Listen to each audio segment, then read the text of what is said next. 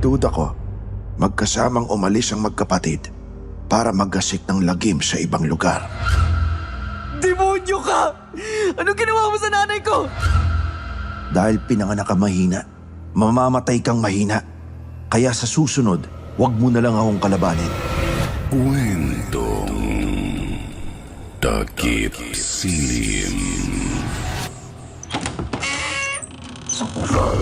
Para sa mga mahilig sa kwentong aswang, subaybayan ang aming bagong channel, Aswang Diaries. Aswang Diaries. Pasukin ang mga nakakakilabot na mundo ng mga aswang. Aswang Diaries. Bago natin simulan ng kwento, please like and share the video at huwag na ding kalimutang mag-subscribe.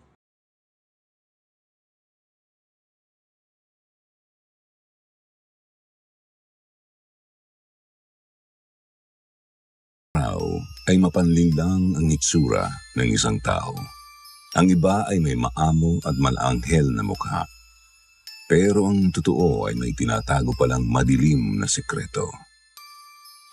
Good day sa lahat ng mga avid listeners namin dito sa Kwentong Takip Silim. Isang nakakapangilabot na kwento na naman ang ating pagsasaluhan sa araw na ito. Kaya ihanda na ang sarili niyong magimbal sa kwentong pinadala ng ating sender na si Carding. Halina't pakinggan ang kanyang makapanindig balahibong karanasan.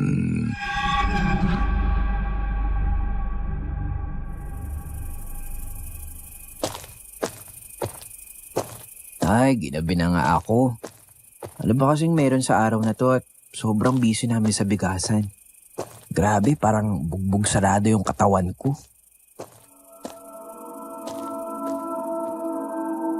Pasado 6:00 ng gabi, mabilis akong naglalakad sa isang madilim na kalsada pauwi sa amin.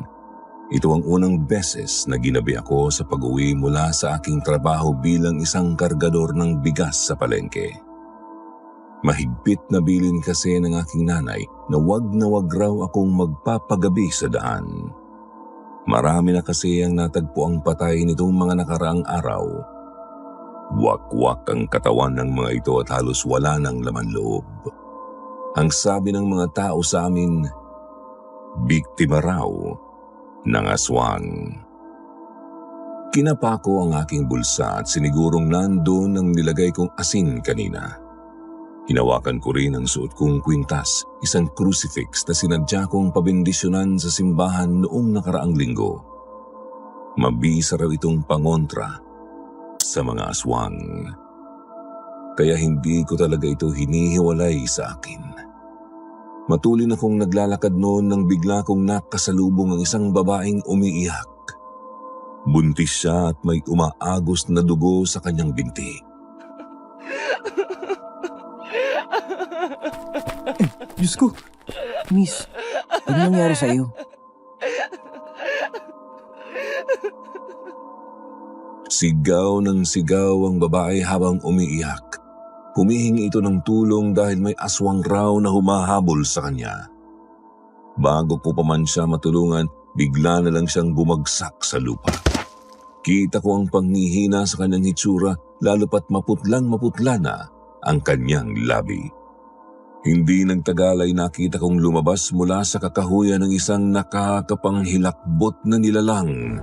Matalim ang mga mata nito, kulay putik ang buong katawan, mahahaba ang kuko at matalas ang ngipin.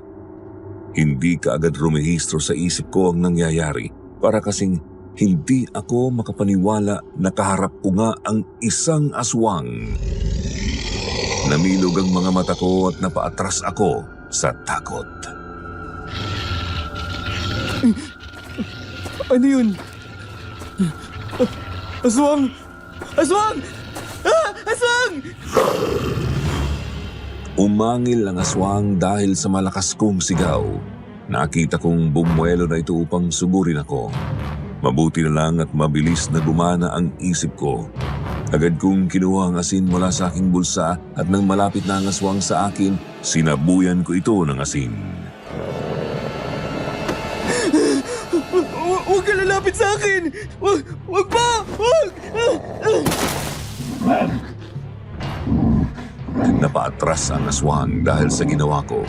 Bakas ang galit sa mukha nito pero wala itong magagawa dahil may dala akong asin. Kinuha ko naman ang pagkakataong yun upang mas lumayo pa dito. Pero hindi ko naman inaasahan ang sunod niyang ginawa. Huwag ka lalapit sa akin! Huwag pa!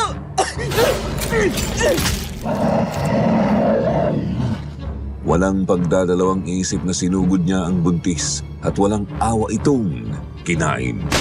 Tila ba gutom na gutom ang aswang. Walang patawad sa pagkain. Tumutulo pa ang laway at tuwang-tuwa sa ginagawa. Wala akong nagawa upang tumulong. Nagmistula akong estatwa sa aking kinatatayuan.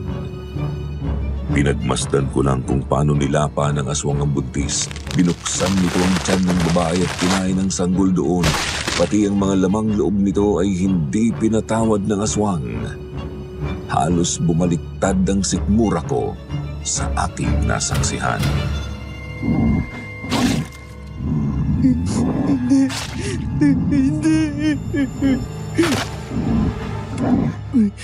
Kailangan ko makauwi at makahingi ng tulong.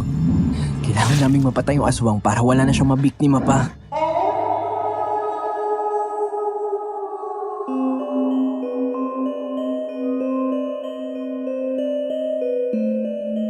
Magandang araw sa lahat ng mga nakikinig ngayon sa kwentong Takip Silim. Magandang araw din po sa inyo, Sir Jupiter, at sa lahat ng bumubuo ng inyong YouTube channel. Isa po ako sa inyong mga masugid na taga-subaybay at isang karangalan na maibahagi ang aking kwento sa inyo. Tawagin niyo na lang po akong Karding, Tubong Antike.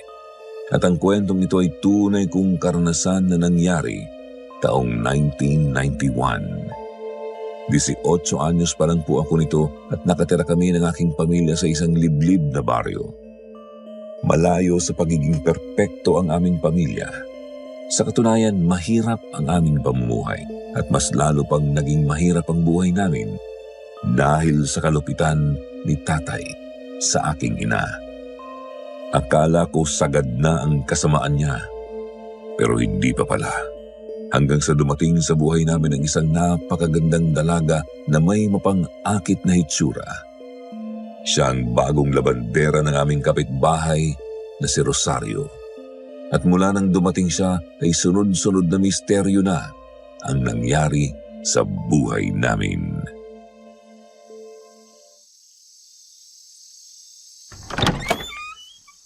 Anong nangyari? Nahuli niyo ba ang aswang? Hindi. Wala na ang aswang nung dumating kami. Wakwak na ang buong katawan ng biktima niya. Halos walang itinira ang aswang at kinain ng laman loob ng babae.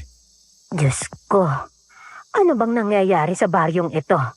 Nung isang araw lang ay may natagpo ang bangkay sa kakahuyan. Tapos ito na naman ngayon. Ay, sunod-sunod na ang pananalakay na aswang dito sa atin. Hindi na talaga ligtas ang panahon ngayon. Kala ko ligtas na tayo mula sa mga aswang. Mula nung mapuksa natin ang isang kalahi nila. Pero ito na naman sila ngayon. Muling nag-aasik ng lagim. Paano kung isa sa pamilya natin ang maging biktima nila?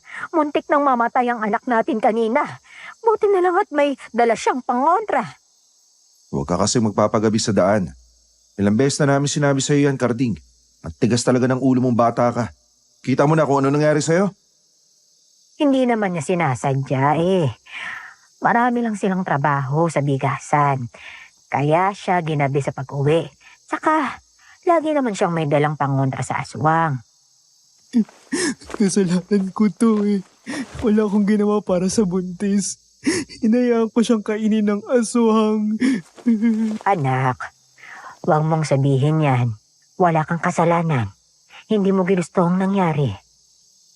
Pero hindi ko po siya tinulungan. Nagpadaig po ako sa takot.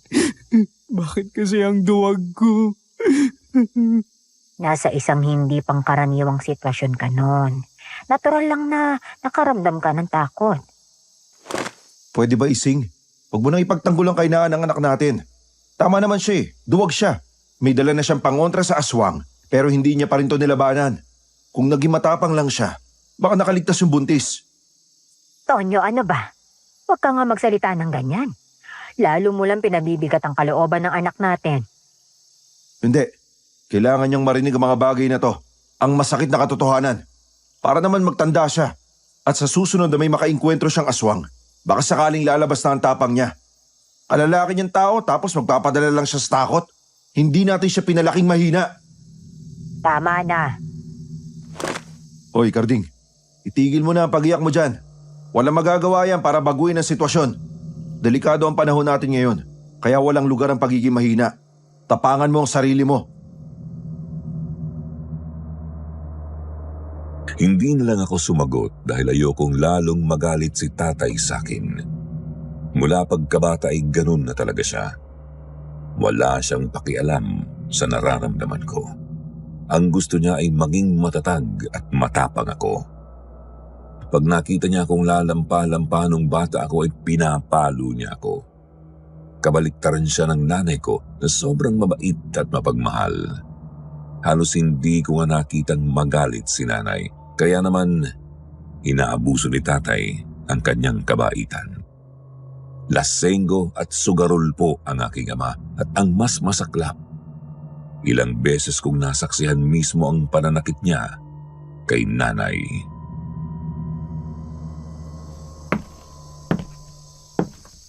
Magpapahinga na ako. Kaya matulog na rin kayo. Gabi na. Ay, pagpasensyahan mo na lamang ang tatay mo, ha? Alam mo namang mainitin ang ulo nun. Pero, huwag kang maniwala sa mga sinabi niya, ha? Hindi ka duwag. At higit sa lahat, hindi ka mahina. Tama naman po siya eh. May pagkakataon akong iligtas yung babae kanina pero wala po akong ginawa. Dahil mahina ako.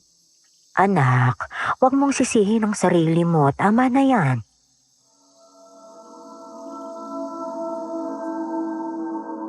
Sir Jupiter, kahit anong gawin ko ay hindi ko pa rin magawang tanggalin sa isip ko na kasalanan ko ang nangyari.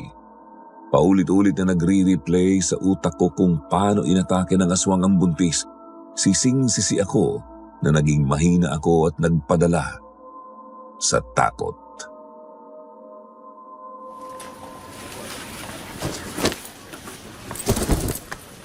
Oh, magpahinga ka muna. Kanina ka pa dyan, ha? Baka magkasakit ka niyan. Alam mo namang iilan lang kayo mga kargador ko ng bigas dito. Hindi kayo pwede magkasakit. Kaya ko pa naman po, Mang Ramon. Sa tanda kong ito, alam ko na kung ano yung ginagawa mo. Basang-basa na kita. Sinasadya mong magpakabisi para makalimutan ang isang bagay. Ganun na nga po, Mang Ramon. Tungkol ba ito sa ikinuwento mo sa akin kanina na nangyari kagabi? Opo. Ay nako, hindi rin naman kita masisisi. Tunay ngang napakahirap kalimutan ng pangyayaring yon. Kung ako nasa kalagayan mo hindi ko rin to matatanggal sa aking isipan. Hanggang kailan kaya magpapatuloy ang pag-atake ng aswang dito sa atin? Hindi naman pwedeng habang buhay na lang tayong mababalot ng takot. Sana nga po, mawala na yung mga yan. Noong isang gabi nga, may kapitbahay rin kaming sinugod ng aswang. Ayun, wakwak ang katawan. Natagpuan na lang sa may talahiban. Halos hindi na nga namin makilala eh.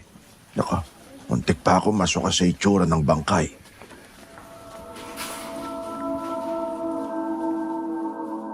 Dahil sa kwento ni Mang Ramon, muling nanumbalik sa akin ang hitsura ng buntis na pinatay ng aswang. Naalala kong dilat ang kanyang mga mata. Nababalot ng dugo ang katawan, bukas ang tiyan kung saan lumabas doon ang dinadala nitong fetus at pati na ang lamang loob nito. Kinilabutan na naman ako at muling nakonsensya dahil hindi ko siya natulungan.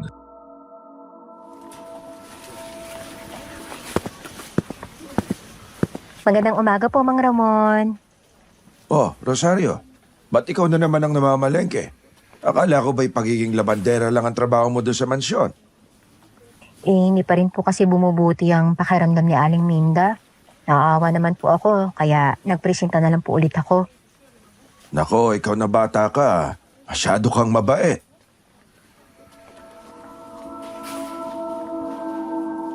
Biglang nawala sa isip ko ang tungkol sa aswang nang dumating ang isang napakagandang dalaga sa bigasan. Halos magkasing tangkad lang kami. Morena ang kanyang kutis at abot hanggang bewang ang kanyang maalon na buhok. Para namang nangungusap ang kanyang mga mata na binagayan ng mahaba niyang ilikmata. Hindi ko rin maiwasang tumitig sa kanyang mga labi na kahit sa tingin pa lang, alam ko nang napakalambot. Sir Jupiter, pakiramdam ko'y nakakita ako ng Diyosa nung oras na yun.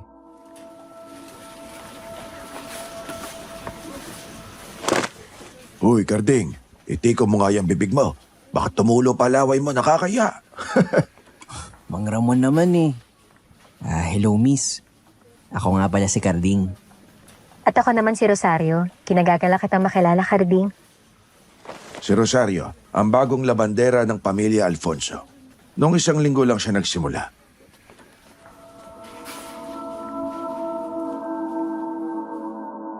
Kilala ang pamilya Alfonso sa baryo namin dahil sa kanilang kayamanan at pagiging matulungin sa kapwa. Ang padre di pamilya nila na si Eric Alfonso ay lubos na ginagalang ng nakararami dahil na rin sa lawak ng impluensya nito.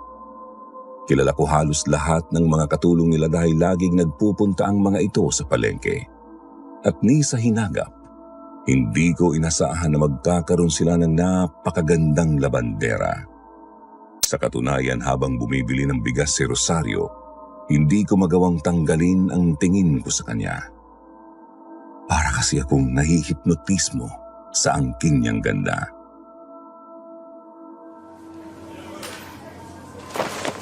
Mauna na po ako, Mang Ramon, na. Marami pa po kasi akong kailangan bilhin eh. Carding, alis na ako ah. Sige.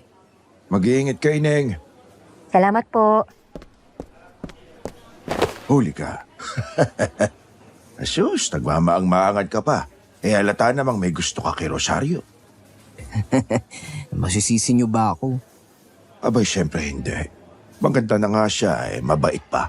Lahat yata ng binata ay pangarap na magkaroon ng nobyang kagaya niya. Saan ho ba siya galing? Ba't ngayon ko lang siya nakita? Ang alam ko, galing siyang Maynila at nagpunta dito para magtrabaho. Ano? Bakit parang baliktad po? Di ba tayo mga probinsyang lumuluwas sa Maynila para magtrabaho? Tapos itong si Rosario na laking Maynila, pumunta rito sa probinsya para magtrabaho. Abay, ewan ko. Siya lang ang nakakaalam ng rason. Tsaka mo na lang siguro alamin pag naging kayo na. Iyon ay kung magiging kayo. Mukhang marami kang makakalabas sa puso ng babaeng gusto mo eh. Ramon naman eh. Totoo ang sinasabi ko. Maraming lalaki dito sa atin ang may gusto kay Rosario. Ang iba pa nga, nililigawan na siya. Pero hanggat wala pa siyang sinasagot, abay, may pag-asa ka pa. Sabi nga nila sa wikang English, may the best man wins. Kinagabihan ay umuwi na naman pong lasing si tatay. Nagtatrabaho siya bilang construction worker at madalas siyang makipag-inuman kasama ang mga katrabaho niya. At nang gabing yun, muli kong nasaksihan ang pananakit niya kay nanay.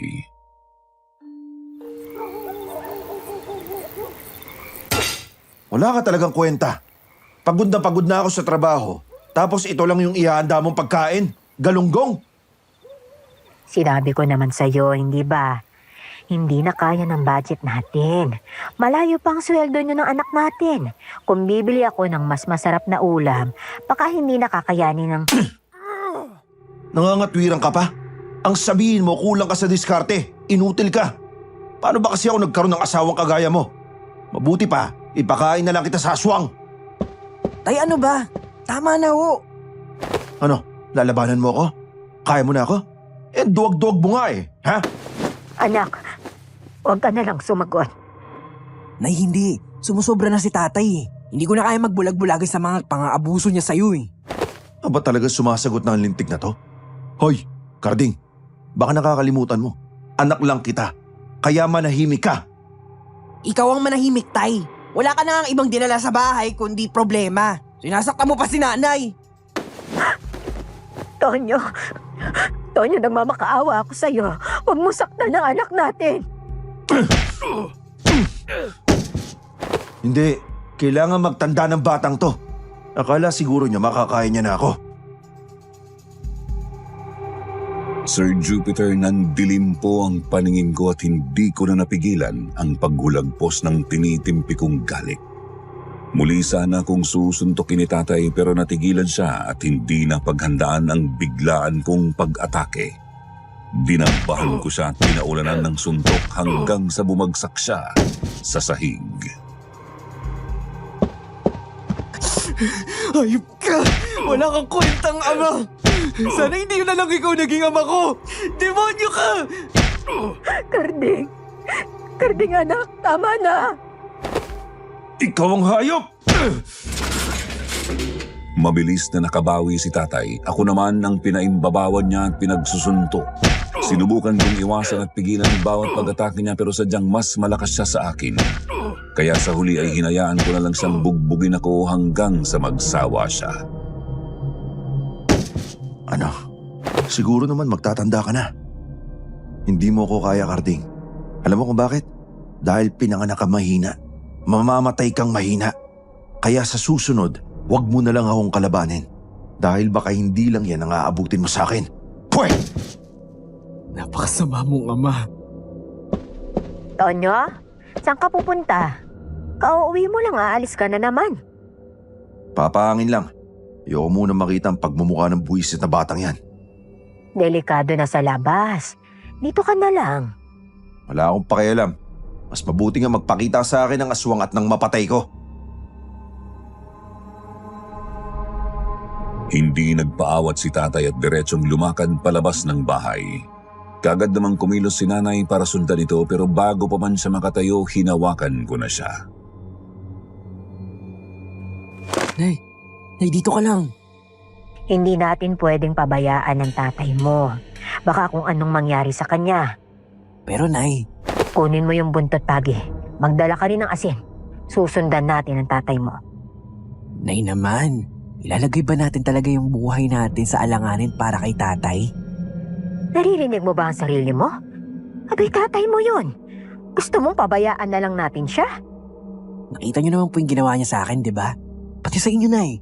Hanggang kailan yung pagtitiisan yung kalupitan niya? Pwede ba? Hindi ito ang tamang panahon para magtalo kayo. Halika na. Kumilos na tayo bago pa makalayo ang tatay mo. Nay, Karding, ano ba? Sasamahan mo ba ako o hindi? Sa huli po ay wala akong nagawa kundi ang samahan si nanay. Sa totoo lang ay nasaktan po ako noon. Pakiramdam ko kasi ay mas mahalaga pa rin si tatay sa kanya. Hindi ko maintindihan kung bakit ganun na lang siya kamahal ni nanay sa kabila ng kasamaan niya.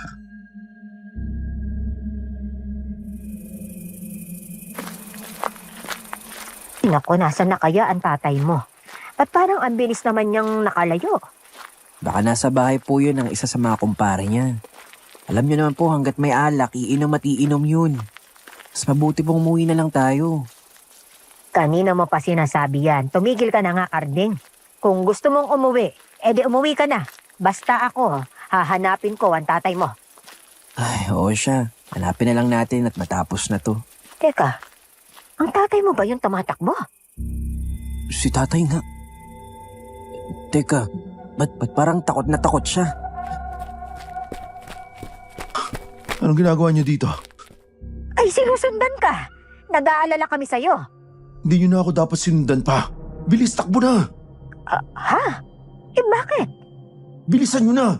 Bago pa tayo maabutan ng aswang! Ano? Hinablot ko si nanay at kaagad na kaming kumaripas ng takbo. Binilisan namin ang aming kilos lalo't naririnig na namin ang yabag ng halimaw na humahabol sa amin. Sobrang bilis po ng pagkabog ng dibdib ko nung oras na yon, Sir Jupiter. Hinawakan ko ang suot kong crucifix at isinumpa ko sa aking sarili na kung sakaling mahahabol kami ng aswang, lalabanan ko na ito. Hindi na ako magiging mahina. Bilisan niyo pa! Malapit na tayo sa bahay! Anak, Ay, anak, pagod na ako. Ay, hinihingal na ako sa pagod. Teka. Ay, Kaya niyo po yan, Nay. Kunting tiis na lang. Kunti na lang.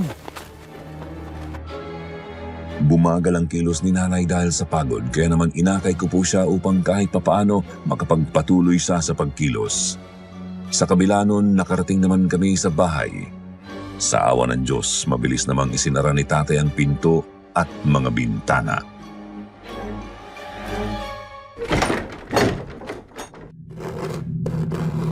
ano yun? Malamang nasa labas na ng bahay natin ng aswang. Anong gagawin natin? Kumalma ka lang.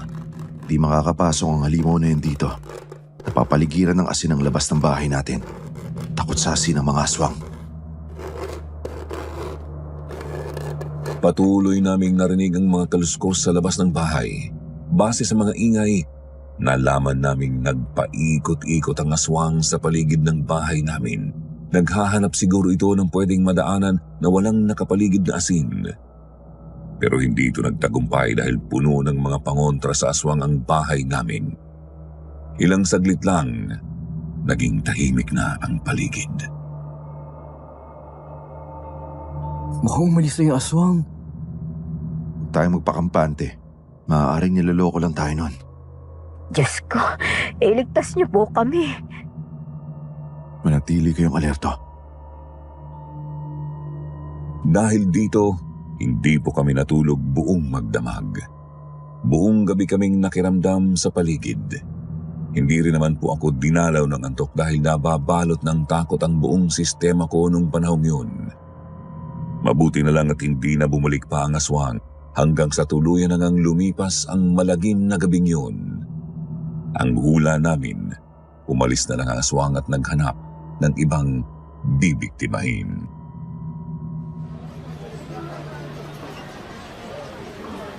Grabe ang nangyari sa inyo kagabi, no? Buti na lang talaga at nakaligtas kayo. Akala ko nga po maabutan talaga kami ng aswang. Hinahanda ko pa naman yung sarili ko nun. Ano ba kasing meron sa yung bata ka at masyado kang lapitin ng aswang? Hindi ko nga rin po alam eh. Mabuti na lang po at lagi akong may dalang pangontra sa aswang. Tama yan. Magdoble ingat ka, Karding. At delikado talaga ang panahon ngayon. Seryoso ang pinag-uusapan niyo, ha? Oy, Rosario, ikaw na pala yan, Ineng. Napadaan lang ho ako. Bumili kasi ako ng karne sa kagulay. Pauwi na rin po ako. Hindi pa rin pala gumagaling ang mayordoma nyo. Medyo mabuti naman na po yung pakiramdam niya pero nagpresinta pa rin po ako mamalengke kasi wala naman akong ginagawa eh. Bait-bait mo talaga. Siya nga pala, birthday bukas ng bunso kong anak. May konti kaming salo-salo sa bahay. Baka may oras ka.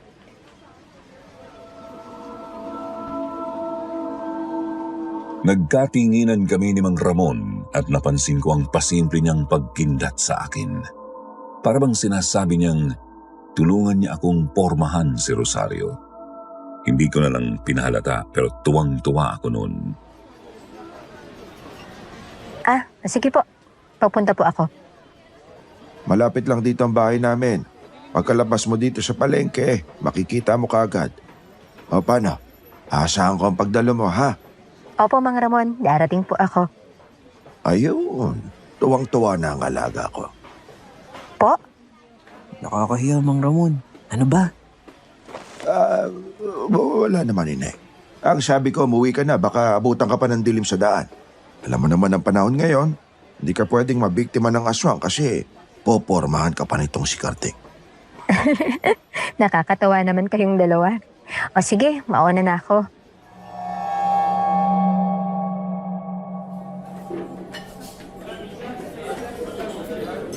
Mang Ramon, sigurado po ba kayong darating talaga si Rosario? Oo naman, darating yon. Narinig mo naman na umuo siya, di ba?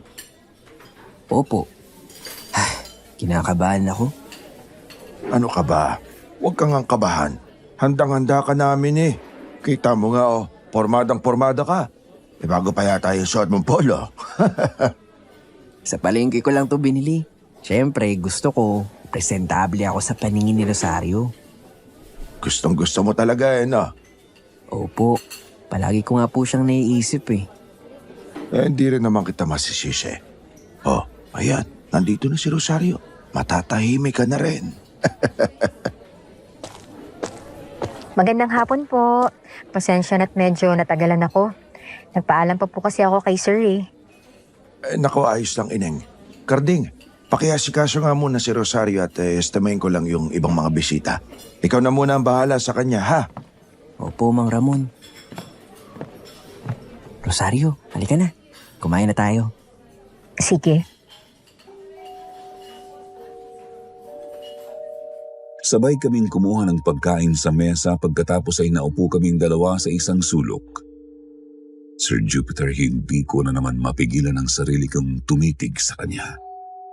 Nakakabighani kasi talaga ang ganda niya.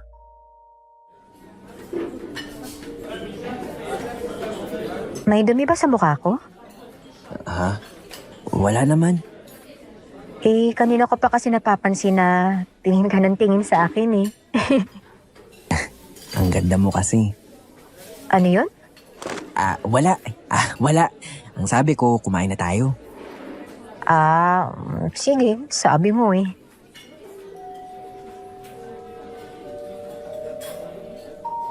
Kasing pula na siguro ng kamatis ang mukha ko nung oras na yon, Sir Jupiter. Hiyang-hiya ako na nahuli ni Rosario ang pagkahumaling ko sa kanya. Pero yun naman kasi talaga ang totoo. Ganun ko siya kagusto.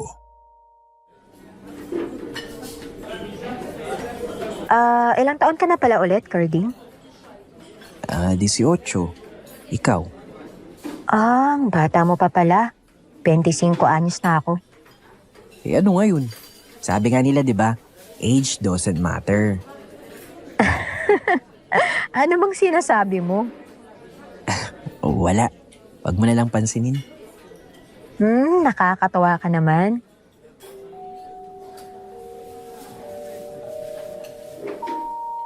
Nagkwentuhan pa kami ni Rosario habang kumakain. Tinanong niya ako tungkol sa buhay ko. Samantala naiilang naman akong magtanong sa kanya. Napansin ko rin kasi na pribado siyang tao at tipid kung sumagot.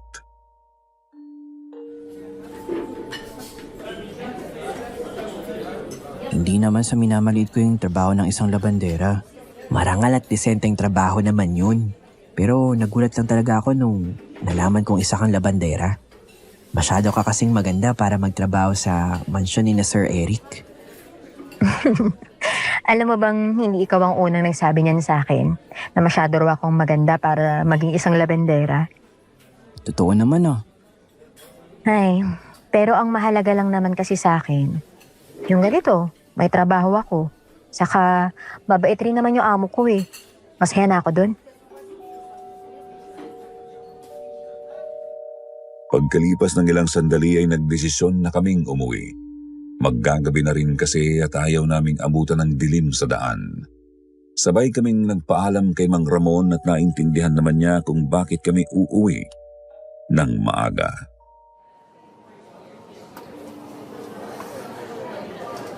Oo, tama. Mas maiging ang umuwi na kayo habang maliwanag pa. Alam niyo naman ang panahon ngayon. Baka may makasalubong pa kayong aswang. Huwag niyo naman kaming takutin, Mang Ramon. Totoo naman ang sinasabi ko. Mas mabuti pang matakot kayo para mas mag-ingat kayo. Umuwi kayo na maaga dahil delikado ang mga aswang. Dumiretso na kayo sa bahay, ha? Baka kayong dalawa pa mag-aswangan. Mang Ramon? Kayo talaga, masyado kayong pilyo. Pagpasensyahan niyo na ako, biro ko lang yun.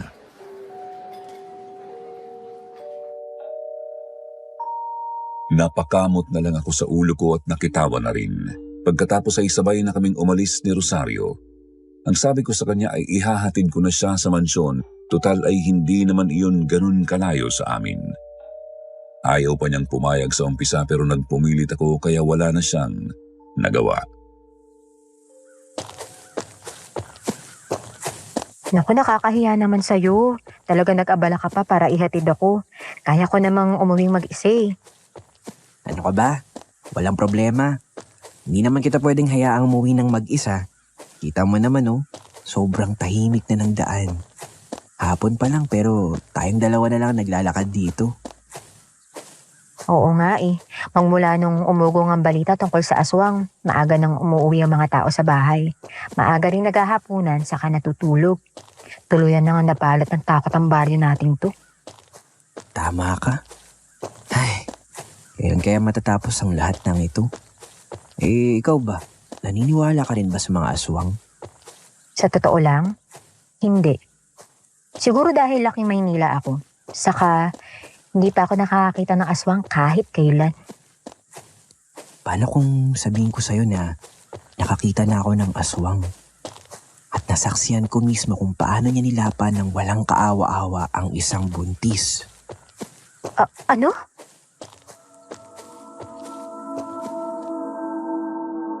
At dito ko na nga po ikinuwento sa kanya ang tungkol sa unang beses kong makakita ng aswang. Mahirap para sa aking balikan ang bawat detalye ng madilim na pangyayaring yun. Pero gusto kong malaman niya ito para maniwala siya na may aswang at nang maging maingat siya.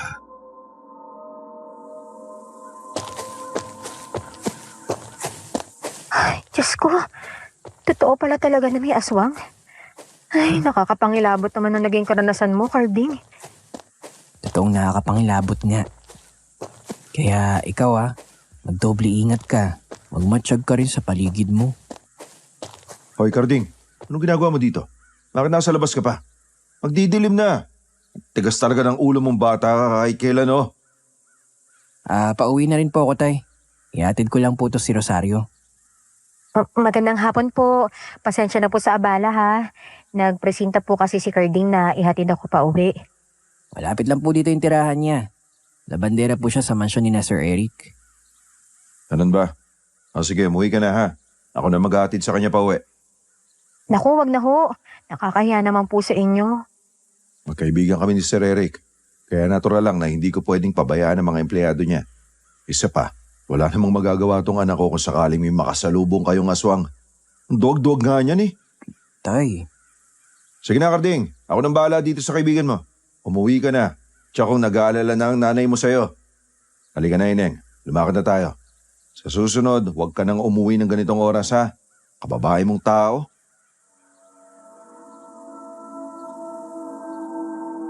Sa huli po, ay wala akong nagawa kundi ang sumunod sa gusto ni tatay.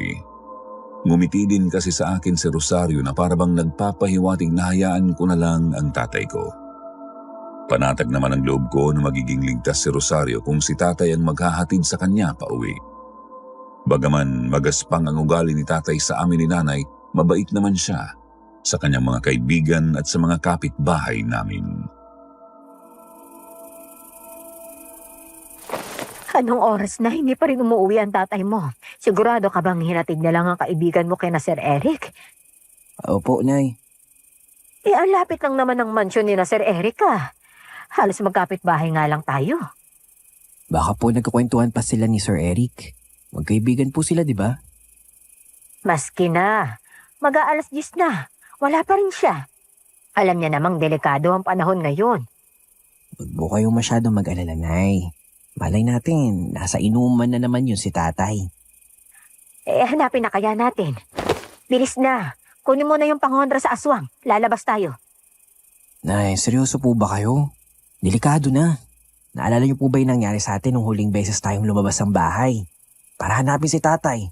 Hindi pa po ba kayo nadadala? Anong gusto mong gawin ko? Pabayaan na lang ang tatay mo. Alam mo namang may gumagalang aswang eh. Kahit palagi niya kayong sinasaktan, grabe pa rin po kayo mag-alala para sa kanya. Pero sarili niyong buhay, handa po kayong isakripisyo para lang sa kanya. Pero pinapahalaga niya ba kayo? Wala naman siyang pakialam sa inyo ah. Nay naman, hanggang kailan pa ba kayo magbubulag-bulagan? Bakit ayaw niyong iwan ng mapang-abuso niyong asawa? Tumahimik ka. Tatay mo ang pinag-uusapan natin dito. Nay naman eh, tama na nga po yung pagkamartir niyo. Hindi mo alam yung sinasabi mo.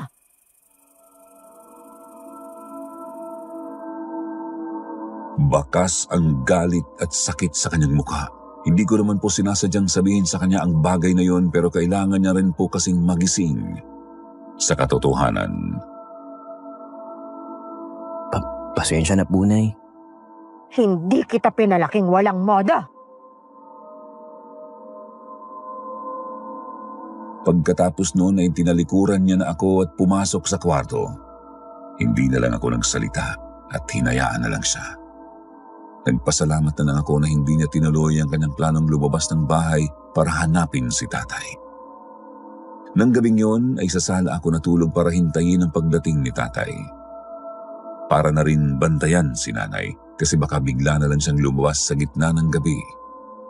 Hanggang sa tuluyan na akong hinila ng antok.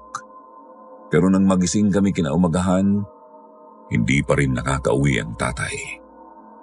Sa pagkakataong yun ay hindi ko na napigilan si nanay na hanapin si tatay. Ako naman ay kumilos na rin. Bago pumasok sa trabaho ay naisipan kong puntahan si Rosario para magtanong. Sila kasi ang huling magkasama ni tatay kahapon.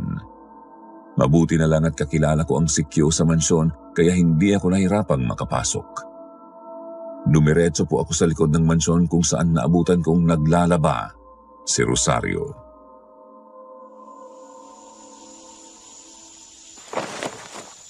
Ano ka mo? Hindi pa nakakauwi ang tatay mo? Oo, hindi pa siya umuwi. Kaya kita pinuntahan dito ngayon para magtanong. Pasensya na, Carding, ha? Hindi ko rin alam kung nasan siya eh. Nung nakaalis ka kasi, hindi naman niya ako hinatid pa uwi. Anong sabi mo? Hindi ka hinatid ni tatay? Pero nangako siya. Lumihis siya ng daan eh. Naalala daw niya bigla na may importante siyang kailangang puntahan. Hindi na lang din ako nakiusyoso kasi nakakatakot ang tatay mo. Ayoko magalit siya sa akin. Isa pa, wala namang kaso sa akin na umuwing mag-isa eh.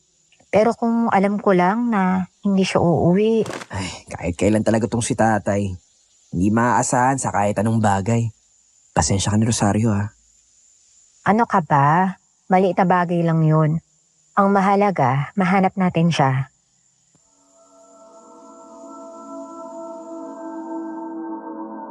Sir Jupiter, aaminin ko po na sa kabila ng nararamdaman kong inis para kay tatay, hindi ko pa rin maiwasang makaramdam ng pag-aalala.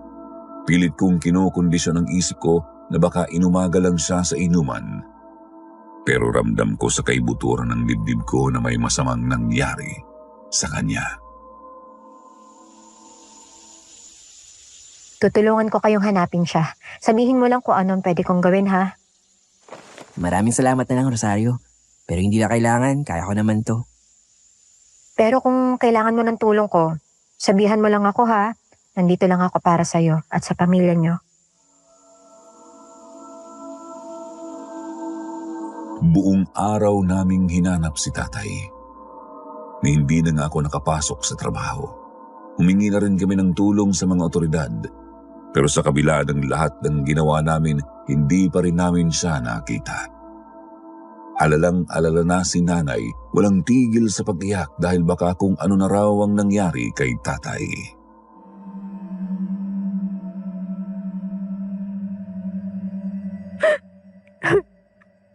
Eh, paano kung nabiktima ng aswang ang tatay mo?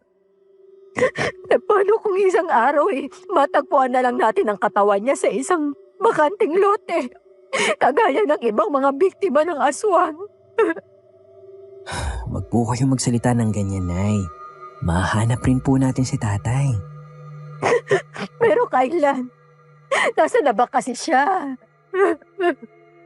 Hindi ko nga rin po alam. Pero marami naman pong tumutulong sa atin para mahanap siya. Wag lang po tayong paghinaan ng loob. Lumipas ang 3 araw pero hindi pa rin nahahanap si tatay. Umabot na kami sa mga karatig bayan sa paghahanap pero wala talaga. Araw-araw nang umiiyak si nanay dahil malakas raw ang pakiramdam niya na nabiktima raw ng aswang si tatay. Sir Jupiter, maliman po kong iisipin pero aminin ko pong wala akong pakialam nung oras na yon.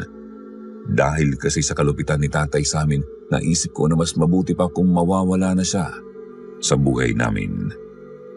Alam kong hindi tama na mag-isip ako ng ganun pero ito talaga ang totoo kong nararamdaman. Akala ko po talaga ay hindi na babalik si tatay hanggang isang gabi.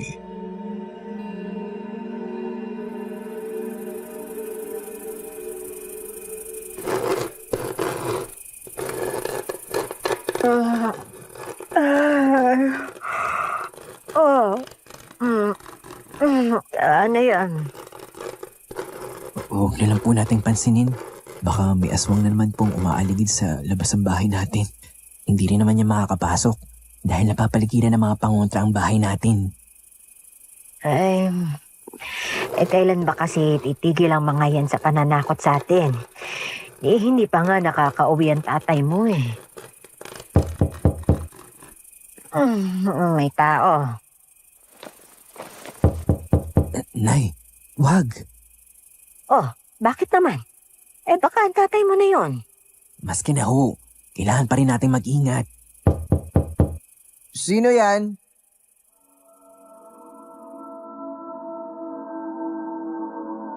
May paniniwala po kasi ang mga matanda sa amin na kailangan mo munang alamin kung sino ang kumakatok bago mo ito pagbuksan. Kaya naman nanigurado na po ako dahil ayokong ilagay sa pahamak ang buhay naming mag-ina. Kaming dalawa lang ang naroon sa bahay at walang ibang makakatulong sa amin. Buksan niyo ang pinto! Ako to! Ayan, tatay mo nga. Sinasabi ko na nga pa hindi na tayo tatalikuran. Wala na po akong nagawa upang pigilan si nanay. Mabilis na kasi siyang tumayo at pinagbuksan ng pinto si tatay. Ay, Tonyo, saan ka galing? Ay, naku, namiss kita. Bakit ang tagal mong hindi umuwi? Patawarin niyo ako.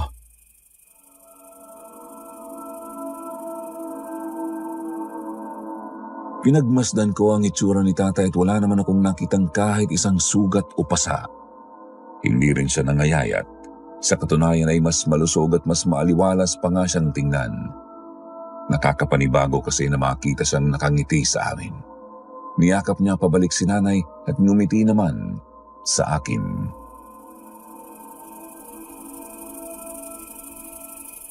Umalis ako saglit para mag-isip.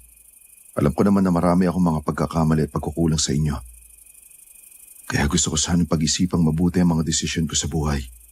Kung talaga masaya pa ba ako sa pamilya natin at kung ano ang dapat kong gawin. At habang malayo ko sa inyo, doon ko napatunayan na totoong mahal ko kayo, ang aking pamilya. Totoo ba ang sinasabi mo?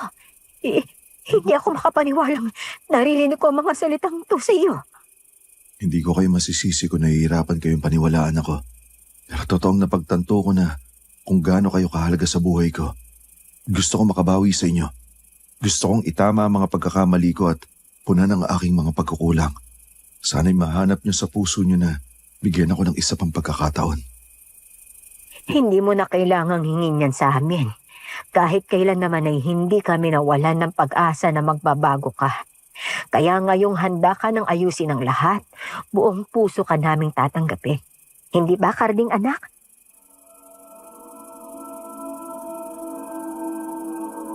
Napilitan po akong tumango kahit iba naman ang nararamdaman ko nung oras na yon. Hindi ko kasi kayang sirain ang kasiyahan ni nanay. Dahil sa tagal ng panahon na pagtitiis niya, alam kong ito ang pinakahihintay niya. Pero hindi ko maintindihan kung bakit imbis na maging masaya ay tila mas lalo pang bumigat ang loob ko sa kanya. Para kasing may mali.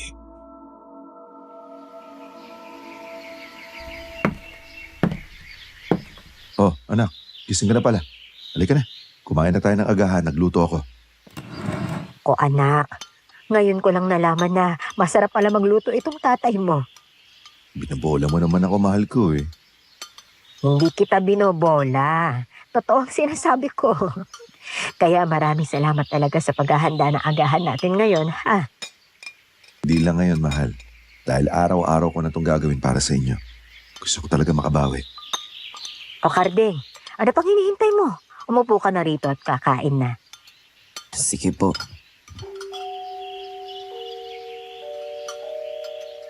Napilitan akong umupo habang si tatay naman ay nakangiti pa akong pinaghain ng kanin. Habang kumakain ng agahan ay panay ang ngitian at tawanan ng mga magulang ko. Nanibago ako, Sir Jupiter, lalo pat namulat ako na laging sinasaktan ni tatay si nanay. Hindi ko tuloy maiwasang magduda para kasing may masama siyang intensyon. Hindi kapani-paniwala ang kabaitan at kaswitan niya sa amin. Nako, kahit ako, hindi rin kita masisisi kung pinagdududahan mo ang intensyon ng tatay mo. Kilala naman natin ang tunay na ugali niyang si Tonyo. Tapos nawala lang ng 3 araw o bigla nang nagbago. Di naman ganun kadali magbago ang isang tao. Yun na nga po, Mang Ramon. Kaya hindi ko mapigilan ang sarili ko na mag-alala. Baka kung ano pang gawin niya sa aming mag-ina. Tama ka. Mas mabuti na ako magdodoble ingat ka. Teka, maiba nga muna ako. Hindi pa tayo nagkakausap mula nung birthday ng anak ko. Kumusta na ba kayo ni Rosario?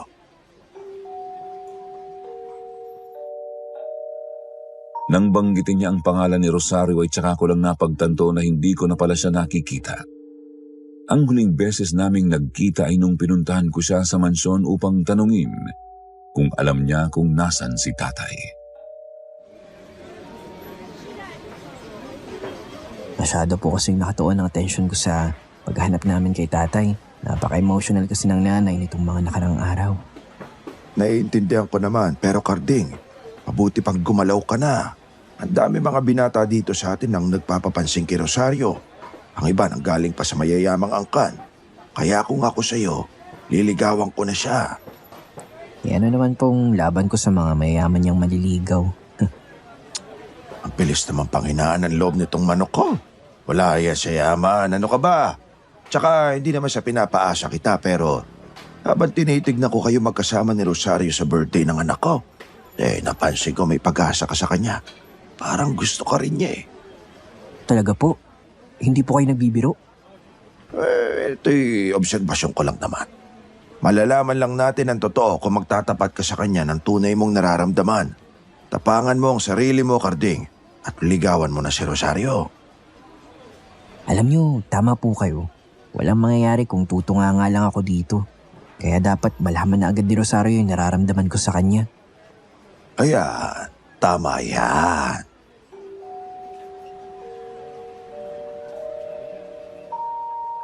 Bigla po akong nagkaroon ng lakas ng loob. Ang sabi ko sa sarili ko, bahala na kung ano ang mangyari. Basta ang mahalaga ay may ginawa ako at nang hindi ko ito pagsisihan sa huli. Kaya naman sa lunch break ko ay hindi na ako nagdalawang isip pang puntahan siya. Bumili muna ako ng bulaklak at tsokolate gamit ang kakaunting pera na itabi ko. Pagkatapos ay lakas loob na akong pumunta sa mansyon. Kaya ko to. Kailangan maging matapang sa nararamdaman ko. Hindi pwedeng magpadala ako sa takot at kaba. Ilang sandali lang ay nakarating na ako sa mansyon. Una kong nakasalubong ay si Sir Eric. Tinukso pa nga niya ako nung napansing may dala akong bulaklak at tsokolate. Hindi lang daw pala ako ang umakyat ng ligaw kay Rosario. Hindi rin naman daw niya masisisi ang mga binatang tulad ko dahil tunay na nakakabighali naman daw talaga ang kagandahan ni Rosario. Bukod pa dito ay busilak rin ang kalooban ng dalaga. Kaya hindi na nakakapagtakang marami ang nagkakagusto dito. Ang sabi ni Sir Eric ay wala raw ginagawa si Rosario at nagpapahinga lang ng oras na yun. Itinuro niya sa akin ang daan patung sa likod ng mansyon. May isang maliit na kubo raw doon kung saan tumutuloy si Rosario. Kaya naman nagpaalam na ako sa kanya at nagtuloy-tuloy na sa paglalakad.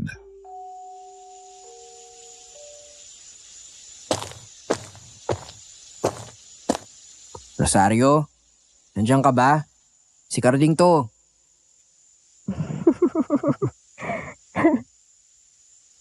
Kasama ba siya?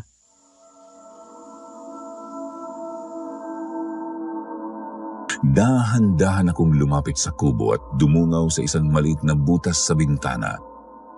At hindi ko po may paliwanag ng aking naramdaman sa aking nakita. Pero namayani po ang galit sa aking dibdib. Kaya naman mabilis kong binuksan ang pinto, halos gibain ko na ito sa aking galit. Karding? Anong ginagawa mo rito? Karding, anak! Hindi na nagawang tapusin ni tatay ang kanyang sasabihin dahil kaagad ko na siyang sinugod at pinaulanan ng suntok. Pwede ka na ba? Tumigil ka na, tama na yan! Hayaan mo muna ako magpaliwanag. Ano pa ipagpapaliwanag mo, tay? Kitang-kita ng dalawang mata ko. Yung paghahalikan nyo mismo ni Rosario. Ang bababoy nyo. Tumigil ka na! Nakikiusap ako! Napilitan akong tigilan ang pagsuntok kay tatay nang pumagitna sa aming dalawa si Rosario. Sir Jupiter, durog na durog ang puso ko noong oras na yon. Sinasabi ko na nga ba, imposibleng nagbago na si tatay at mas masakit pa ang ginawa niya sa pagkakataong yun. Tiyak akong labis na masasaktan si nanay pag nalaman niya ang katotohanan. Higit sa lahat, hindi ko matanggap na kay Rosario pa talaga siya nakipagrelasyon sa babaeng napupusuan ko. Paano mo nagawa to, Rosario, ha? Ang taas ng tingin ko sa'yo. Halos tatay mo na yan sa laki ng agwat ng edad nyo eh. Sa ganda mong yan, sa isang matandang pamilyado ka pa babagsak at papatol. Wala naman yan sa edad eh. Hindi kita pipiliting intindihin ako. Dahil alam kong mahirap intindihin tong sitwasyon namin. Alam ko rin namang malito eh. Pero sana maniwala ka sa akin. Hindi ko gustong saktan ka. Sadyang nahulog lang talaga yung loob ko sa tatay mo. Karding anak, nakikiusap ako sa'yo. Huwag mo muna sasabihin to sa nanay mo. Dahil ayoko masaktan na naman siya. Sana naisip nyo yan. Bago kayo nakipagrelasyon kay Rosario. Hindi ko naman kasi inasahan na mangyayari ang lahat ng to. Masyadong mabilis ang pangyayari. Pero hayaan mo, ako mismo ang magsasabi nito sa nanay mo. Papaliwanag ko ng mabuti sa kanya ang lahat.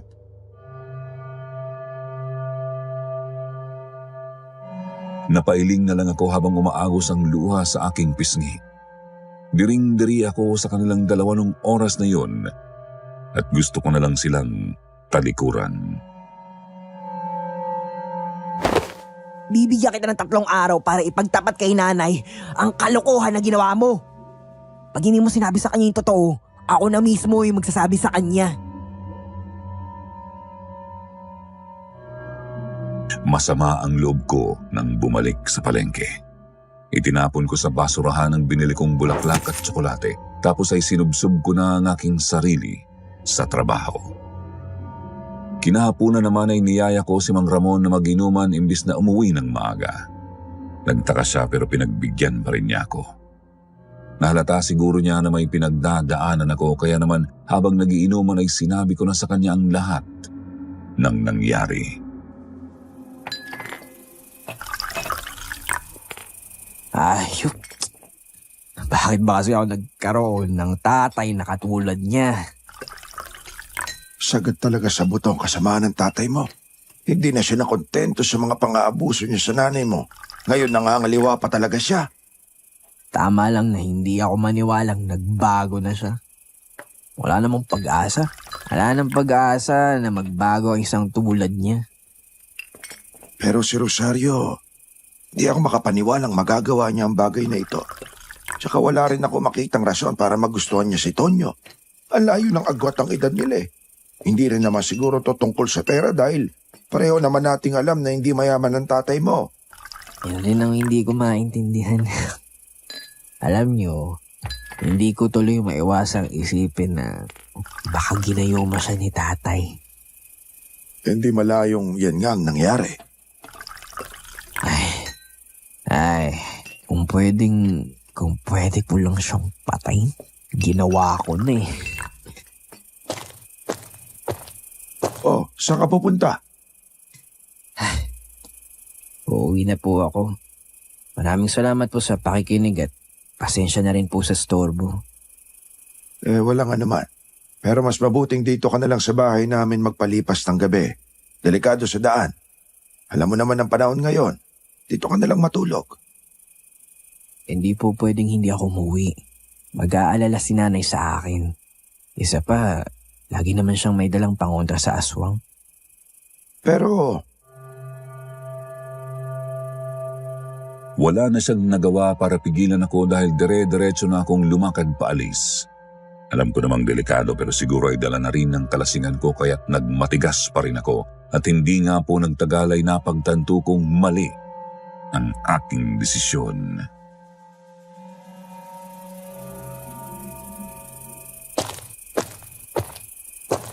Ayop ka! Nagloko ka na nga! Yung babaeng gusto ko pa yung pinili mo? Diyos ko. Bakit ba ako nagkaroon ng isang demonyong ama? Pwede po bang kunin nyo na lang siya? Ayoko na siyang maging parte ng buhay namin ni nanay. Sana nawala na lang siya.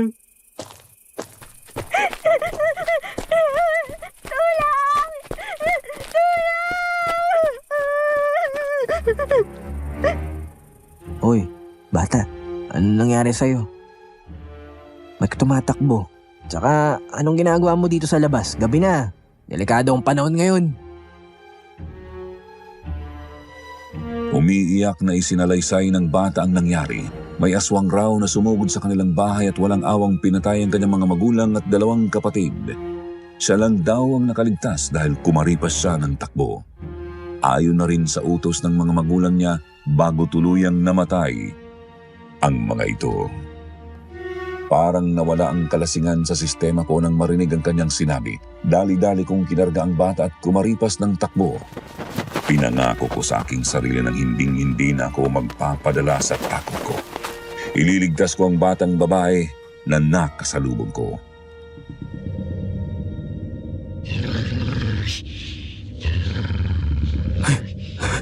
Huwag kang maingay.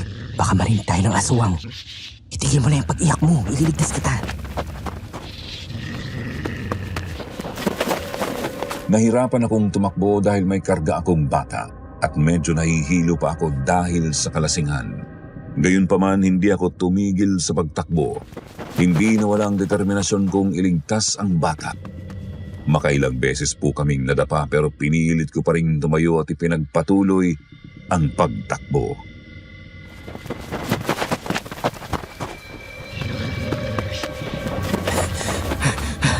Lintik. Parang malapit na yata yung aswang na naghahabol sa atin. Hindi maaari. O Carding, ano nangyari sa'yo? At sino yung batang dala mo? Mang Ramon, ba't kayo nandito? Sinundan kita. Nag-alala kasi ako sa'yo dahil bigla ka nalang umalis. Hinahabol po kami ng aswang. Ano ka mo? Bilisan na po natin. Kailangan na natin makalayo bago pa tayo maabutan ng aswang. O sige, halika na. Bilisan na natin. Sa kabila ng pagmamadali namin ay nakasalubong pa rin namin ang aswang. Tumutulo ang laway ng halimaw, tila bang gutom na gutom at nakahandang lapain kami. Naramdaman ko ang panginginig ng aking katawan sa takot, pero pinangako ko sa aking sarili na sa pagkakataong yun, hindi na ako magpapadaig sa takot. Iyak ng iyak ang batang karga ko kaya mahigpit ko siyang niyakap. Shh, Tana, huwag ka na mag-alala. Walang mangyayaring masama sa atin, okay? Tunay nga nakakapangilakbot ang itsura ng isang aswang. Hindi po tayo pwede magpadala sa takot, Mang Ramon. Lalaban po tayo. Oo naman. Akala siguro niya papayag tayong maging hapunan niya sa gabing ito. Ang hindi niya alam, handa tayo. Naglabas ng asin si Mang Ramon mula sa kanyang bulsa at walang ano-ano'y isinaboy ito sa aswang. Ayan ang dapat sa iyong halimaw ka. Ang dami mo nang nabiktima dito sa lugar namin. Hayop ka! Kinuha ko rin ang asin mula sa aking bulsa at isinaboy ito sa aswang. Sabay namin itong ginawa ni Mang Ramon at sa bawat pagkakataong ginagawa namin yon, umaangil ang aswang, tila ba napapaso ang katawan nito tuwing sinasabuyan namin ng asin. Habang nahihirapan ang aswang sa ginagawa namin, kinuha na namin ang pagkakataong ito upang makatakbo palayo. Takbo! Bilis! Hey, kuhapit ka mabuti ha. Dito ka sa akin. Baka mahulog ka. Huwag kang lalapit!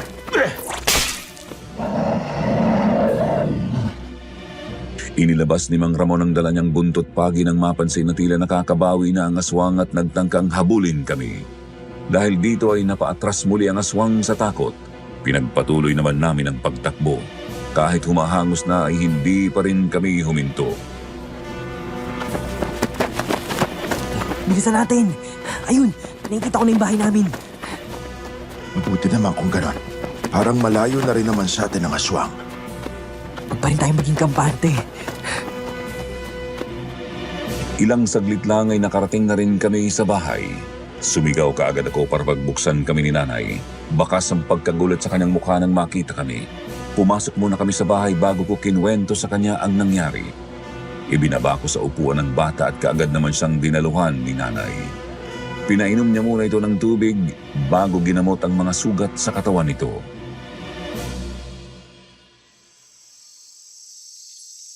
Diyos ko, kawawa ka naman, Ineng. Wala talagang puso ang mga aswang na yan. Karding, anak, siguraduhin mong nakakandado ang mga pinto at bintana, ha? Opo, Nay. Nakakandado na po. Mga Ramon, maraming salamat ho sa pagtulong niyo sa kanila, ha? Talagang itanayaan niyo ang buhay ninyo. Naku, huwag mong isipin yan. Para ko na nga po ito si Karding. Ikaw naman, Karding. Bakit ka ba nagpagabi sa daan? Talagang naisip mo pang makipag-inuman sa ganitong panahon? Pasensya na po, Nay.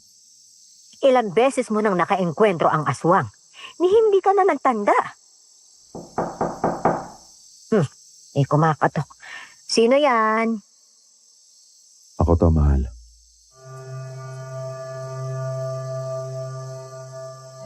Kumulo agad ang dugo ko nang marinig ang boses ni tatay.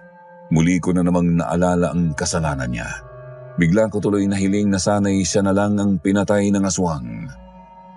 Nagkatinginan kami ni Mang Ramon at tinawakan niya ang aking balikat na tila ba pinapakalma ako.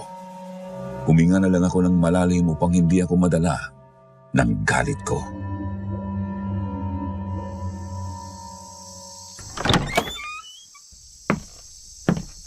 Ay, naku, saan ka ba nang galing? Bakit ka nagpagabi sa daan? Alam mo bang hinabol ng aswang sina Karding at Mang Ramon? At itong bata na ginagamot ko, iniligtas nila. Pasensya na kung ginabi ako. Para namang hindi mo alam na delikado ang panahon ngayon. Pambihira naman. Hindi mo ba naisip na nag-aalala ko? Sa susunod ha, huwag mo na itong gagawin, pakiusap lang. Oo, hindi na mauulit. Sige, mahal. Magpapahinga na muna ako. Teka, kumain ka na ba?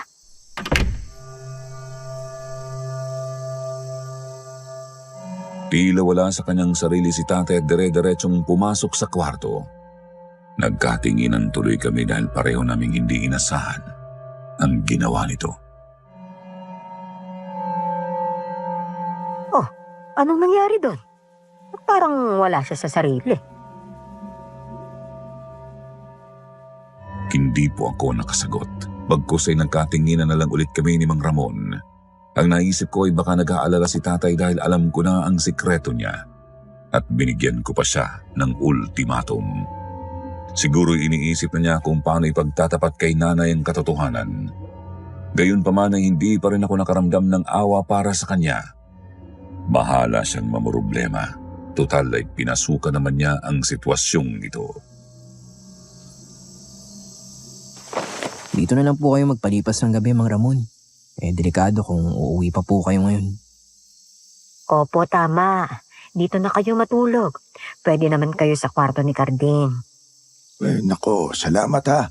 Nakakaya naman sa inyo. Kami nga po dapat ang mahiya sa inyo eh. Ang laking abala nito sa inyo. At ikaw naman, Ineng, ipaglalatag na kita ng banig dito sa sala, ha? Huwag kang mag-alala. Sisiguraduhin kong komportable ang tutulugan mo. Nay, ano pong gagawin natin sa kanya? Wala na po siyang mga magulang. Bukas na bukas kakausapin ko si Kapitan. Titingnan natin kung anong magagawa natin para sa batang ito. Pasado alas 11 ng gabi ay pumasok na kami sa kwarto para magpahinga. Si Mang Ramon ay pinahiga ko sa maliit kong kama. Ako naman ay naglatag na lang ng banig sa may papag. Dahil na rin siguro sa pagod at medyo nakainom pa ako ay mabilis akong hinila ng antok. Hindi ko alam kung gaano katagal akong nakatulog. Basta napansin ko na lang na ginigising ako ni Mang Ramon. Naalimpungatan pa ako nang makita kong nasa tabi ko na siya. Karding, gumising ka at huwag ka maingay. Bakit po? May naririnig akong ingay sa may kusina nyo. Hindi kaya may aswang na nakapasok. Ano? Imposible. Imposible po yan. Tignan natin. Bumangon po ako at kinuha ang buntot pagi. Dahan-dahan kaming lumabas ng kwarto ni Mang Ramon. Abot-abot ang kaba sa dibdib ko nung oras na yon, Sir Jupiter. Naririnig ko na kasi ang kakaibang ingay sa may kusina. Paano kung napasok nga kami ng aswang? Diyos ko! Diyos ko, Tay! Anong ginawa mo?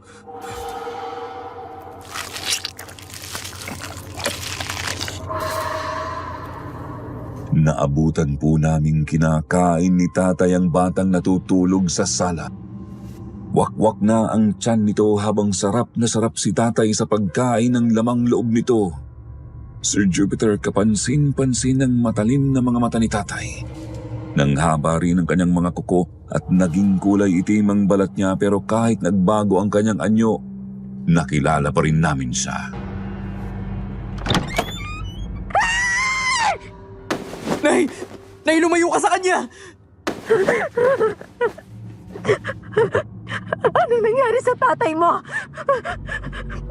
Bakit siya naging aswang? Hindi ko po alam kung paano to nangyari. Lumingon si tatay sa amin at umangil. Tumayo siya at akmang susugurin kami. Sabay naman kaming napaatras sa takot. Papatayin niyo tayo. Diyos ko, wala na siya sa kanyang sarili. Tuluyan ang kinain ng puwersa ng kadiliman ng iyong ama. Tonyo, maawa ka. Huwag mo kami sasaktan. Pamilya mo kami. Alalahanin mo kami. Nakikiusap ako sa iyo, Tonyo. Tonyo. Anong gagawin mo? Bakit mo inilabas ang bundot pagi? Papatayin mo siya? Kung kinakailangan. Nababaliw ka na ba? Papatayin mo ang sarili mong ama? Nay, pwede ba? Kahit ngayon lang. Unahin niyo naman yung sarili niyo at ako. Akong anak niyo. Hindi niyo ba nakikita? Hindi siya si tatay. Isa siyang aswang. Karding, yung aswang! Nagulantang na lang kami nang bigla kaming sinugod ni tatay habang nagtatalo kami ni nanay. Mabuti na lang at narinig ko agad ang pagsigaw ni Mang Ramon. Pagkalingon ko ay sobrang lapit na ng aswang sa amin. Pero kaagad ko itong sinalubong at nilatigo gamit ang dala kong buntot ng pagi. Umangil ang aswang sa ginawa ko. Halatang nasaktan. Kaagad namang kumilos si Mang Ramon at sinabuyan rin ito ng asin. Napansin ko na parang napaso ito sa ginawa namin. Siguro'y napagtanto niya na hindi niya kami bastang matatalo, kaya mabilis siyang tumakas. Sa sobrang lakas po niya ay nagawa niyang sirain ang pinto namin at nagmamadaling tumakbo palabas.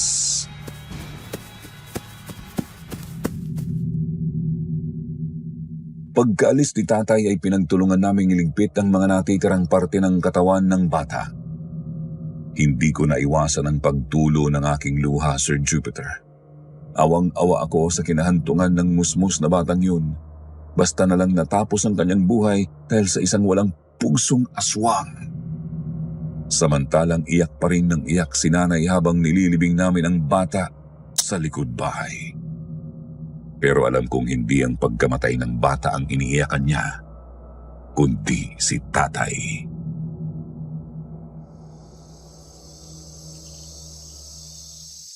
Oh, kumusta na ang nanay mo?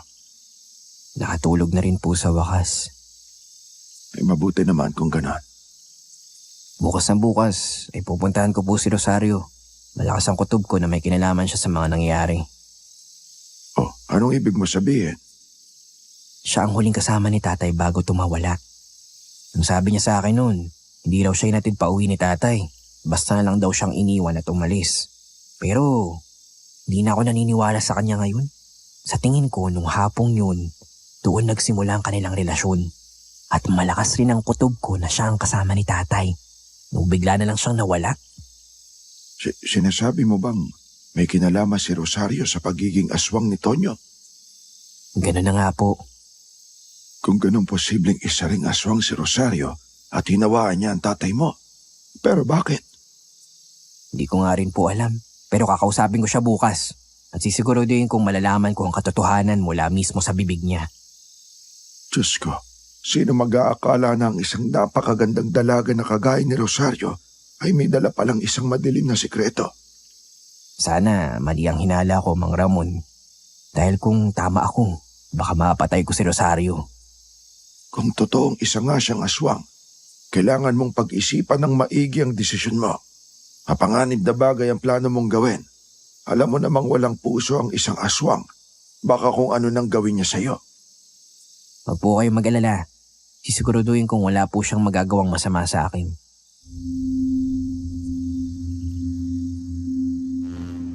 Kinabukasan, masama ang panahon. Madilim ang paligid at maulan. Pero itinuloy ko pa rin ang aking plano.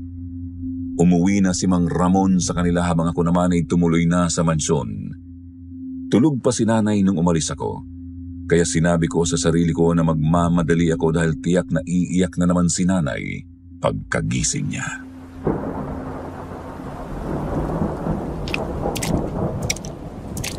Diyos ko, sana mali po ang kutob ko. Sana hindi totoong aswang si Rosario at wala siyang kinalaman sa mga nangyari kay tatay.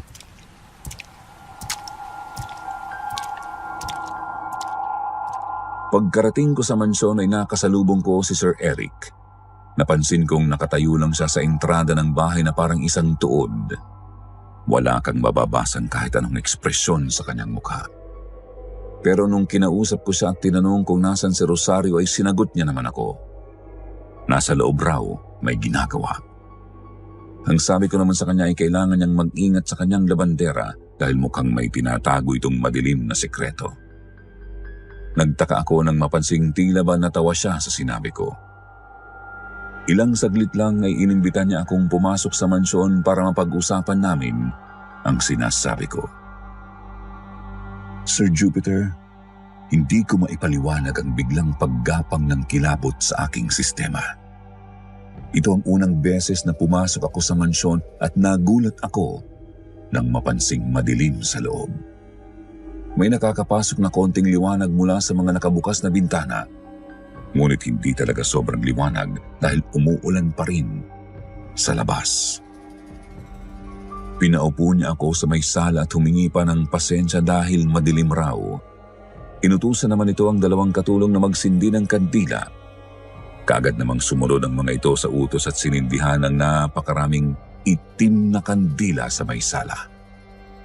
Napansin kong tila inoobserbahan ni Sir Eric ang bawat kilos at reaksyon ko. At bigla na lang siyang tumawa nang mapansin na parang natatakot ako sa paligid.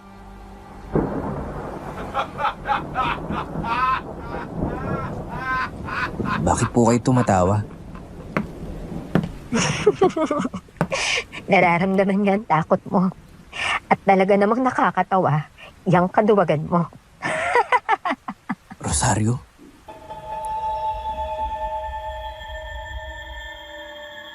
Nakita kong bumaba siya sa hagdan habang pinagtatawanan ako. Maputla po ang kanyang itsura, malayo sa napakagandang dalaga na nakilala ko. Kasing kulay ng papel ang kanyang mga labi at nanlalalim ang paligid ng kanyang mga mata. Pero ang mas kumuha ng atensyon ko ay ang malademonyo niyang ngisi.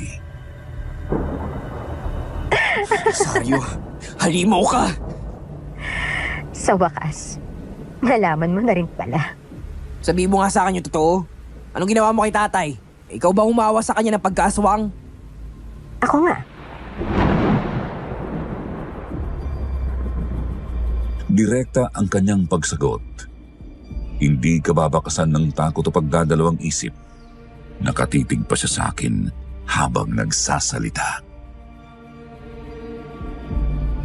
Matagal namin pinagplanuhan ang lahat ng to. Bakit? Ano ba kasalanan ng tatay ko? Siya ang nasa likod ng pagkamatay ng mga magulang ko. Ng mga magulang namin. Magkapatid kayo ni Sir Eric? Tama ka. Parehong aswang ang mga magulang namin. Pero pinangako nila sa kanilang mga sarili na hindi sila papatay ng tao. Ilang taon nilang pinag-aralang kontrolin ang mga sarili nila. Gusto lang naman nilang magkaroon ng normal na buhay eh. Pero isang araw, nakita ng tatay mo ang mga magulang ko na kumakain ng buhay na manok sa likod bahay namin. Anyong aswang sila ng oras na yon. Pero wala silang planong pumatay ng tao. Pero sa kabila nun, anong ginawa ng tatay mo? Ha? Pinagkalat pa rin ng tatay mo ang tungkol sa pagiging aswang nila. Nakiusap sila sa tatay mo ilang beses, pero hindi sila pinakinggan ng tatay mo. Hanggang sa sinugod na nga sila ng taong bayan. At alam mo kung anong ginawa nila? Pinatay at sinunog nila yung mga magulang ko. At iniwan kaming mga ulila. Mabuti na lang, nagawa namin tumakas ni Kuya. Dahil na rin to sa sakripisyo ng mga magulang namin na sinugurong makaliligtas kami. Kaya sa loob ng maraming taon, pinaghandaan talaga namin kung paano kami makapaghihigante. Inakit mo si tatay at pinaniwala mong gusto mo siya para magkaroon ka ng pagkakataong hawaan siya. Hindi naman ako nahirapan sa bagay na yan eh. Alam mo kung bakit? Dahil manyak ang tatay mo. Manyak! Nung hapon na sinabi niyang ihahatid niya ako pabalik sa mansyon, tinangkalang naman niya akong pagsamantalahan. Ano? Kaya ayun, pinabayaan ko siya sa gusto niyang gawin. Pinilog ko ang isip niya, pero wala siyang kaalam-alam na ginawa ko na pala siyang aswang. Dahil gusto ko maramdaman niya ang hirap na pinagdaanan ng mga magulang namin. Kung ganun, pareho kayong aswang ni Sir Eric? Ganun na nga. Nasa pugad ako ng mga aswang at anumang oras ay maaari nila akong saktan. Kaya naman mabilis akong tumayo at umatras. Hinawakan ko naman ang aking bulsa upang ihanda ang sarili kong ilabas mula doon ang asin. Mga halimaw kayo! Kami nga ba ang tunay na halimaw? O ang magaling mong ama? Hindi ako nakasagot dahil sa totoo lang hindi ko rin alam kung ano ang tamang sagot sa tanong niya. Imbis na magsalita ay kumaripas ako ng takbo palabas ng mansyon. Naisip kong tumakas na doon kaagad bago pa maging huli ang lahat.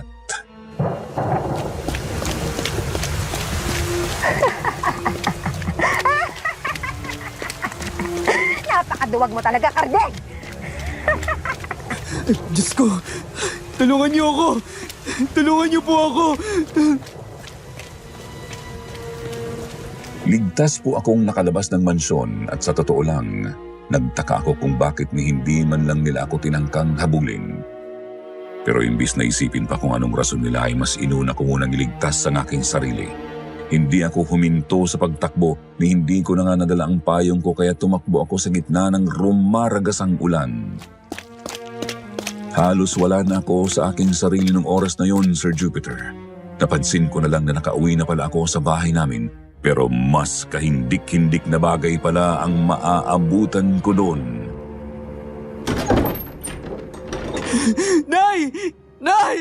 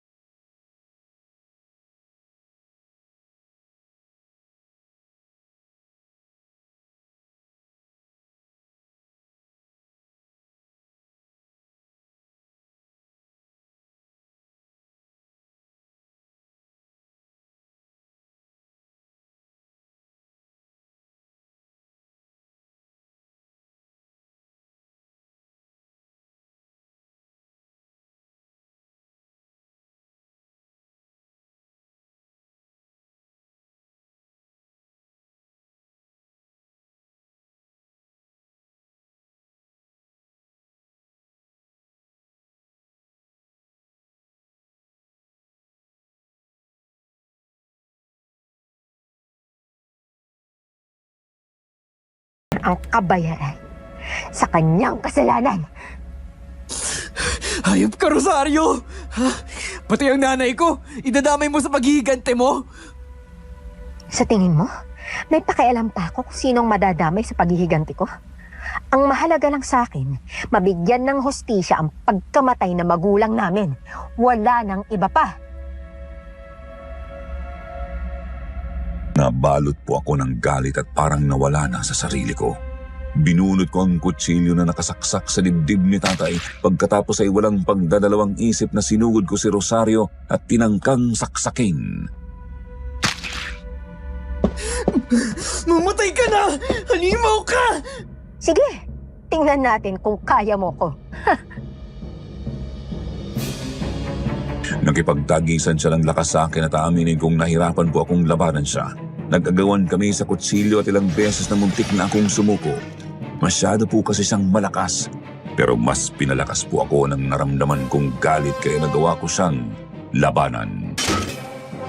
Hanggang sa nagtaka ako nang bigla kong napansin na parang hindi na siya nanlalaban sa akin. Bigla siyang bumagsak sa sahig at namilog ang kanyang mga mata. Maawa ka sa akin. Karding, inosente ako. Wala akong kasalanan. Mamatay ka na! Halimaw ka! Anong ginagawa mo? Tulong! Tulungan niyo ako! Mga kapitbahay! May gustong pumatay sa akin! Sigaw ng sigaw si Rosario hanggang sa nakuha nga niya ang atensyon ng mga tao. Sinubukan ko siyang patahimikin pero huli na ang lahat. Pumasok na kasi ang mga tao sa bahay namin at unang lang nakita ay ang bangkay ng mga magulang ko. Tulungan niyo ako! Ako ay susunod na sa mga magulang niya! Tulong! Gusto ka patayin ni Carmen! Tulong! Hindi totoo yan! Huwag kang maniniwala sa kanya! Kita niyo na! May dala siyang kutsilyo! Sinubukan kong magpaliwanag sa mga tao pero hindi nila ako pinakinggan. Nasa isang alanganing sitwasyon kasi ako kung saan mahirap para sa kanilang paniwalaan na inosente ako. Sobrang galing din pong umarte ni Rosario na parang takot na takot siya sa akin. Hawakan niyo po siyang maigi! Siguraduhin niyo pong hindi makakatakas ang mamamatay tao na yan! Hayop ka, Rosario! Ako ba ang binabaliktad mo ngayon? Pagkatapos ng ginawa mo sa pamilya ko, ito naman ang gagawin mo sa akin? Hindi ko alam ang sinasabi mo! Nababaliw ka na! Si Rosario yung dapat niyo hulihin! Siya yung aswang! Siya! Naririnig niyo ba siya? Wala na sa katinoan ng lalaking yan! Bakit? Bakit may mga pulis? Sisiguraduhin namin mabubulok ka sa kulungan. Mabubulok sa kulungan ng halimaw na tulad mo! Hindi, bitiwan niyo ako! Wala akong kasalanan. Si Rosario po yung may kagagawan sa lahat ng ito.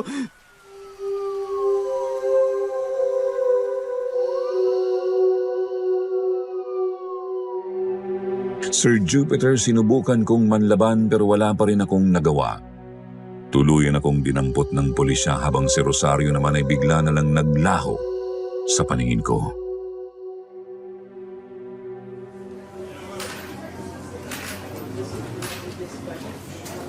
O Karte, kamusta ka naman dito sa kulungan?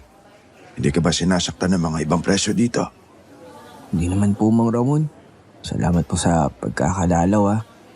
Malaking bagay po sa akin na hindi kayo naniniwala sa mga ibinibintang nila sa akin. Kilala ko ang pagkatao mo. Alam kong hindi mo magagawa ang bagay na yon. Huwag ka mag-alala. Ginagawa ng abogado mo ang lahat ng kanyang makakaya para makalaya ka. May nakuha kaming testigo. 2 dalaga na nakamasid lang pala sa nangyari sa bahay niyo nung araw na yon. Natakot lang sila kaya hindi sila kaagad nagsalita. Pero malaki ang maitutulong nila sa kaso mo. May laban tayo, Karding. Kaya huwag kang panghinaan ng loob. Magandang balita po yan. May balita po ba kayo kay Rosario? Bigla na lang siyang naglaho na parang bula. Pati si Sir Eric nawala rin bigla. Basta na lang iniwan ang mansyon niya at pati ang kanya mga katulong, hindi alam kung saan siya nagpunta. Ang duda ko, Magkasamang umalis ang magkapatid para maggasik ng lagim sa ibang lugar.